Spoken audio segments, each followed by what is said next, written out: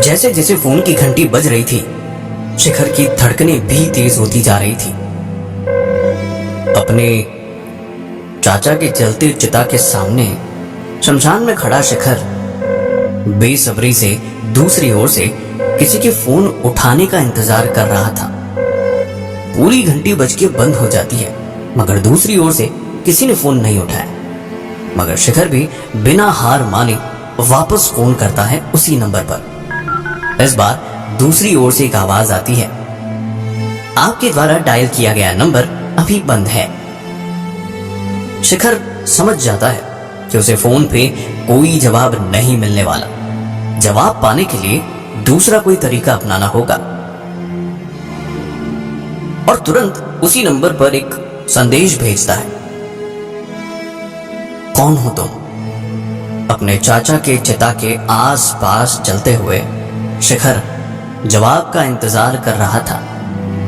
तभी उसके फोन में संदेश की घंटी बजती है, जिसे सुन शिखर के चेहरे पे एक मुस्कान आ जाती है। और वो जैसे ही संदेश पढ़ता है, उसके चेहरे की मुस्कान गायब हो जाती है। संदेश में लिखा था, आपका शुभ चिंतक। ये पढ़कर शिखर के मन में सवाल उठा, कौन है जो बार बार अपने आप को मेरा शुभ चिंतक बता रहा है, और क्यों? आखिर एक अनाथ का कोई शुभ चिंतक क्यों बनना चाहेगा? शिखर ने एक एक करके कई सवाल किए, मगर दूसरी ओर से उन सभी सवालों का कोई उत्तर नहीं आया। और शिखर भी हार मानकर अपने चाचा के दाह संस्कार के बाकी कामों में लग जाता है। चाहो तो कुछ और दिन यहां ठहर सकते हो, रवि ने शिखर को बोला। मगर शिखर ने बड़े प्यार से रवि का धन्यवाद अदा करते हुए यह प्रस्ताव ठुकरा दिया। रवि के घर शिखर भारी दिल से अपने चाचा की आखिरी निशानियां बटोर रहा था। बस इतने ही सामान बचे थे चाचा के इस दुनिया में, जो थैली में समा गए थे। एक टूटी हुई घड़ी, कुछ अस्पताल के रसीद और एक तौलिया, जो हमेशा चाचा अपने गले में लटकाए रहते थे। इन्हें समेट और बड़े प्यार से रवि का धन्यवाद अदा करते हुए शिखर रवि के घर से निकलता है। तभी उसका रास्ता रोकते हुए एक 50 साल का आदमी सामने आ खड़ा होता है। ये शिखर के पुराने झोपड़पट्टी वाले मकान का मालिक था, जिसने जरूरत के वक्त चाचा को धक्के मार के घर से निकाल दिया था। शिखर ने उसे देखकर कोई प्रतिक्रिया नहीं दी। मकान मालिक शोक जताते हुए बोला, जो भी हुआ सुन के बुरा लगा, मगर अच्छा ही हुआ जो गुजर गए चाचा। भला और कितने दिन इस गरीबी में तड़पते रहते। शिखर मकान मालिक की ये बातें सुनते ही आंखें जकड़ते हुए उनकी ओर देखने लगा, मगर उम्र का लिहाज करते हुए उनकी बातें नजरअंदाज कर उन्हें किराए के पूरे पैसे चुकता कर आगे बढ़ जाता है। और इतने सारे पैसे साथ देखकर मकान मालिक के मन में भी लालच जागा, और वो फिर बोल पड़ा, वैसे मैं दिल का बुरा नहीं हूं बेटा। उस दिन जब किराया लेने आया था, मुझे लगा हमेशा की तरह किराया देने के नाम पे नाटक कर रहे हैं चाचा, इसलिए बाहर निकाल दिया। अगर सच में इतने बीमार हैं पता होता तो ना करता मैं उनके साथ ऐसा। पुरानी बातें भुलाकर अगर तुम चाहो तो तुम वापस उस घर में रह सकते हो। ऐसे किसी का दुख नहीं देखा जाता मुझसे। ये बात सुनकर शिखर का गुस्सा, जो इतने समय से दबा कर रखा था, सामने आता है और वो मकान मालिक को एक भारी आवाज में जवाब देते हुए बोलता है, जिस घर से धक्के मार के निकाले जाने के बाद मेरे चाचा एक कुर्सी पर खांसते खांसते मर गए, उन्हें लेटने में थोड़ी सी जमीन तक नसीब नहीं हुई, अब क्या फायदा उस घर में रहने का। शिखर की आंखों में आंसू आ गए जब वो मकान मालिक की आंखों में आंखें डालकर यह बात बोलता है, अब तो मैं यहां उस दिन वापस आऊंगा जब यहां से चारों दिशा में जहां तक आपकी नजर जा रही है वो पूरी जमीन मेरी होगी। और इस जमीन पे चाचा के नाम का अस्पताल होगा। बस इतना सा बोल के शिखर यहां से निकल जाता है। मकान मालिक पीछे से कुछ बोलने की कोशिश तो करता है, मगर शिखर बिना एक बार पीछे मुड़े आगे बढ़ जाता है। रवि जब तक ये सब देख रहा था, उसे मकान मालिक बोलता है, देखना एक दिन इसका ये गुस्सा ही इसे ले डूबेगा। रवि हंसते हुए जवाब देता है, इस गुस्से की ही तो कमी थी इसमें। अब जब ये गुस्सा जाग गया है, देखना कितना आगे जाएगा ये। शिखर जब तक घर का इंतजाम ना हो जाए तब तक किसी होटल में रुकने का फैसला करता है, और सबसे पहले होटल जो नजर आता है उसमें बिना कुछ सोचे प्रवेश कर जाता है। होटल का नाम ब्लू लिली था, शहर के सबसे प्रसिद्ध होटल्स में से एक। शिखर जैसे ही प्रवेश करता है, कहीं से उसे आवाज सुनाई देती है, ये तो शिखर ही है ना। शिखर पलटकर देखता है तो उसके कॉलेज के दोस्तों का झुंड, जिन्होंने कल उसका मजाक उड़ाया था, वहीं खड़े थे। शिखर को देखकर अंकुश फिर से बोल पड़ता है, हमारे मुख्य अतिथि हमारे पीछे पीछे यहां भी आ गए। क्यों यार शिखर, यहां भी डिलीवरी करने आया है या वेटर की नौकरी पकड़ ली? पूरा झुंड अंकुश की इस बात पर शिखर की ओर देखते हुए हंसने लगता है। शिखर का गुस्सा फूटने ही वाला था कि तभी एक आवाज आती है, कल रात के लिए माफी मांगने की जगह उल्टा फिर वही काम किए जा रहे हो। शिखर और बाकी सब पलट के देखते हैं तो अनन्या उनकी ओर चली आ रही थी। अनन्या सीधा शिखर के सामने आकर खड़ी हो जाती है। अनन्या को अपने इतने करीब पाकर शिखर का भी गुस्सा थोड़ा शांत हो जाता है। अनन्या शिखर से माफी मांगते हुए बोलती है, इन सभी की तरफ से तुमसे मैं माफी मांगती हूं। शिखर धीमी आवाज में बोला, तुम्हें माफी मांगने की कोई जरूरत नहीं है। अगर जरूरत है तो कुछ नए दोस्त बनाने की, क्योंकि अपनी हरकतों की वजह से एक दिन ये खुद तो डूबेंगे ही, साथ में तुम्हें भी ले डूबेंगे। शिखर की इस बात पे अनन्या के सभी दोस्त चौंक जाते हैं।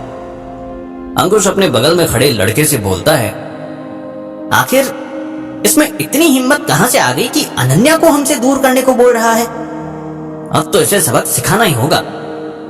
अनन्या ने अपनी मीठी सी आवाज में जवाब दिया, सही कहा तुमने, गलती तो हुई है इनसे, और इस बात की इन्हें माफी भी मांगनी होगी।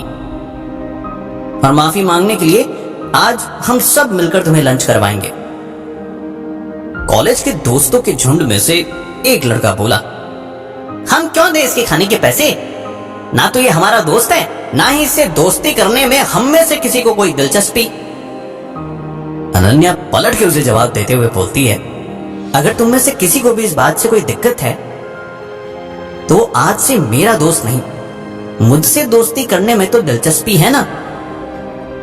अनन्या की बात सुनकर अंकुश तुरंत बोल पड़ा, अरे ये तो मजाक कर रहा है। शिखर को तो आज हम साथ मिलकर ट्रीट दे रहे हैं। हाँ भाई शिखर, हम मना मत करना। अनन्या भी शिखर को बोली, प्लीज अगर हम सबको माफ कर दिया तुमने तो मान जाओ। शिखर का मन तो नहीं था, पर अब वो एक अनाथ है और ऐसे किसी को अपनापन दिखाते देखकर वो भी पिघल गया। साथ ही अनन्या ने जैसे ही उसकी आंखों में आंखें डालकर ये बात बोली, शिखर उसे मना नहीं कर पाया। सभी दोस्त साथ मिलकर होटल के एक रेस्टोरेंट में एक टेबल पर बैठे होते हैं, जहां वेटर सबके सामने खाना परोसना शुरू कर देता है। जैसे ही गर्मा गर्म खाने की खुशबू शिखर के पास पहुंचती है तो उसे याद आता है कि पिछले 2 दिनों से उसने खाने का एक निवाला तक अपने मुंह में नहीं लिया था। जिंदगी इतनी तेज रफ्तार से भागी जा रही थी कि खाना खाने का तो उसे ख्याल ही नहीं आया, ना ही इस बात पे उसका ध्यान गया, और शिखर खाने पे टूट पड़ता है। शिखर को ऐसे खाते हुए देखकर अंकुश बोलता है, ऐसे जानवरों की तरह खा रहा है, मानो सभ्यता नाम की कोई चीज ही नहीं है इसके अंदर। शिखर अंकुश की ओर देखता है और उसे कुछ बोलने ही वाला होता है कि अनन्या अपना हाथ उसके हाथों पे रखते हुए उसे शांत कराती है। बस अनन्या के हाथों के स्पर्श मात्र से ही शिखर का सारा गुस्सा मानो गायब हो जाता है। अनन्या भी अंकुश को कुछ बोलने ही वाली होती है, तभी अनन्या का फोन बजने लगता है। वो फोन उठा के बोलती है, हाँ पापा। दूसरी ओर से कहे गए बात को सुन जवाब देती है, अच्छा मैं फौरन आती हूँ, मुझे बस 10 मिनट लगेंगे, और फोन रख देती है। शिखर से विदा लेते हुए बोलती है, माफ करना पापा को कुछ ना इमरजेंसी आ गई है, मुझे जाना होगा। तुम आराम से बिना किसी की बात पे ध्यान दिए खाओ, हैं? और जैसे मैंने बोला था शिखर को, आज हमारी तरफ से ट्रीट है। इतना बोल के वो वहां से निकल जाती है। शिखर का सारा ध्यान सामने रखे खाने पे होता है और अंकुश मौका देखकर एक व्हाट्सएप ग्रुप बनाता है और इस ग्रुप के बाकी दोस्तों को संदेश भेजते हुए बोलता है, सभी अपना अपना खाना ऑर्डर कर लो, फिर सब साथ में चुपके से यहां से निकल जाएंगे। चलो मिलके मजे लेते हैं आज इस शिखर के बच्चे का। एक दोस्त ने पूछा, अगर अनन्या को इसके बारे में पता लगा तो उसे बुरा लगेगा। अंकुश उसे ग्रुप में ही जवाब देता है, अनन्या को मैं संभाल लूंगा, आखिर हमारे सामने ही अनन्या को हमसे दूर रहने का बोल रहा था। अब इसे भी तो पता चले हमसे पंगा लेने का क्या नतीजा होता है। सभी दोस्तों ने ग्रुप में हामी भरी और प्लान के मुताबिक सभी एक एक कर खाना ऑर्डर करते हैं। फिर शिखर अंकुश को बोलता है, हम सभी जरा पास से कुछ तस्वीरें खींच के आ रहे हैं, तब तक तुम आराम से खाओ। और एक एक करके सब वहां से निकल जाते हैं। शिखर अपना खाना खत्म करके बाकियों के आने का इंतजार कर रहा होता है। तभी शिखर के कपड़े और हुलिये को देखकर वहां का मैनेजर, जो कुछ समय से उसे घूरे जा रहा था, उसके सामने आकर उसे बिल देते हुए सुनाना शुरू कर देता है। पूरे 6000 का बिल बना है, कौन भरेगा ये पैसे? मेरे दोस्त जो साथ बैठे थे आते ही होंगे, पेमेंट वही करेंगे, शिखर ने जवाब दिया। मैनेजर अपनी आंखें सिकोड़ते हुए शिखर की ओर देखता है और बोलता है, उनको आना होता तो अब तक आ चुके होते। ये 5 स्टार होटल है, यहाँ खाना खा के पैसे नहीं देने पर बर्तन नहीं मांजने पड़ते, सीधा जेल जाना पड़ता है। अच्छे से पहचानता हूं मैं तुम जैसों को। शिखर मैनेजर की ये बातें सुनकर अपनी कुर्सी से खड़ा हो जाता है और आंखों में देखते हुए बोलता है, अपने बॉस को बुलाओ, मुझे उनसे बात करनी है। मैनेजर आवाज ऊंची करते हुए बोला, तुम जैसों से मिलने का समय नहीं है हमारे बॉस के पास। शिखर ने पलटकर जो जवाब दिया वो सुनकर मैनेजर के होश ही उड़ गए। शिखर बोला, मुझे ये होटल खरीदना है। इस बात पे मैनेजर की हंसी छूट जाती है और वो बोलता है, खाने के पैसे देने की औकात नहीं है और होटल खरीदने की बात कर रहा है, रुक अभी गार्ड को बुलाता हूं। मैनेजर गार्ड को आवाज देता है। तभी शिखर उसे अपने फोन में अपना अकाउंट बैलेंस दिखाता है। अकाउंट बैलेंस देखकर मैनेजर की आंखें और मुंह खुला का खुला रह जाता है। वो सोचता है कि क्या मैं कोई सपना देख रहा हूं? इस सड़क छाप के पास इतने पैसे।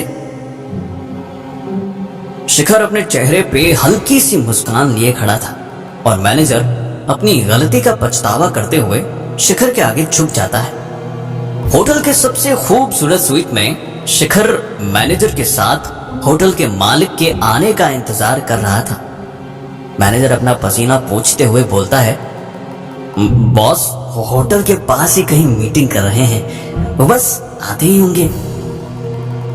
तभी उस स्वीट का दरवाजा खुलता है और एक अधेड़ उम्र का इंसान गंभीर सा चेहरा लिए शिखर के सामने आता है। शिखर अपना हाथ आगे बढ़ाते हुए बॉस से कसकर हाथ मिलाता है। शिखर के अंदर का आत्मविश्वास देखकर बॉस भी अपने आप को उसके सामने छोटा महसूस कर रहा होता है और बोलता है, क्या मैं आपको शिखर सर बुला सकता हूं? शिखर एक मीठी सी आवाज में जवाब देता है, आप मुझसे बड़े हो, आप जो मर्जी बुला सकते हो मुझे। शिखर की ये बात सुनकर बॉस बोलते हैं, काफी होनहार लगते हो आप, इतने कम उम्र में ही करोड़पति बन गए। शिखर और बॉस दोनों आराम से बैठते हैं मैनेजर बॉस का परिचय देते हुए बोलता है, ये दिव्यांशु शाह हैं, इस होटल ब्लू लिली के मालिक। थोड़ी देर पहले दिव्यांशु शाह ने जैसे ये बात सुनी थी कि उनका होटल कोई खरीदना चाहता है, वो खुश हो गए। दरअसल उनकी बाकी कंपनी नुकसान में जा रही थी बहुत समय से, सारे फंड्स खत्म होने वाले थे। अगर ऐसा ही चलता रहता तो थोड़े समय में वो कंगाल घोषित होने वाले थे। ऐसे में जब उन्हें पता चला कि कोई उनका होटल खरीदना चाहता है, वो बेहद खुश हुए और तुरंत शिखर से मिलने आ गए। उस कमरे में अकाउंटेंट को बुलाया जाता है और होटल की रकम 8 करोड़ रुपए तय होती है। शिखर बिना मोल भाव किए सीधा कागजात बनवाने को बोलता है। जिस लड़के को इतने दिनों तक ढंग का खाना नसीब नहीं होता था, उसने आज पलक झपकते ही शहर के जाने पहचाने होटल को खरीद लिया। डील होते ही दिव्यांशु शाह शिखर को बोलता है, कागजात बनने में थोड़ा समय लगे, मगर आज से यही समझिए कि ये होटल आपका हुआ।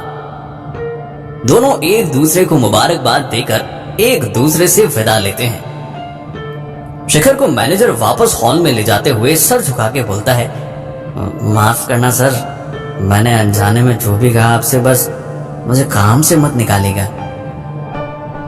शिखर एक दर्द भरी मुस्कान चेहरे पे लाते हुए बोला, फिक्र मत करो, मैं किसी को काम से नहीं निकालने वाला, क्योंकि मुझे पता है काम से निकाले जाने का दर्द क्या होता है।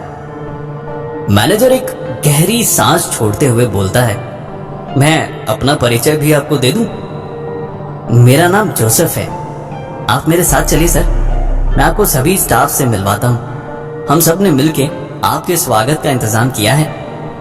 मगर शिखर पलटकर बोला, आज नहीं, फिर कभी, अभी मुझे कहीं जाना है। जोसेफ हंसते हुए बोला, कहीं किसी और होटल को खरीदने का मन तो नहीं बना रहे हैं? शिखर एक सरल चेहरे के साथ बोला, नहीं, वो दरअसल मैं कॉलेज के लिए लेट हो रहा हूं। शिखर की यह बात सुनकर जोसेफ भी हैरान हो गया, उसके चेहरे की हंसी गायब हो गई। तभी शिखर की फोन की घंटी बजती है और एक संदेश आता है। फोन पर भेजने वाले का नाम था, आपका शुभ चिंतक। और संदेश में जो लिखा था वो पढ़कर शिखर अपनी जगह पे ही जम जाता है। आखिर क्या लिखा था उस संदेश में जिसे पढ़कर शिखर के होश उड़ गए? आखिर कौन है ये शुभ चिंतक और क्या मकसद है उसका शिखर को इतने पैसे देने के पीछे? होटल तो खरीद लिया, मगर क्या शिखर होटल की सारी जिम्मेदारी उठा पाएगा? आगे जानने के लिए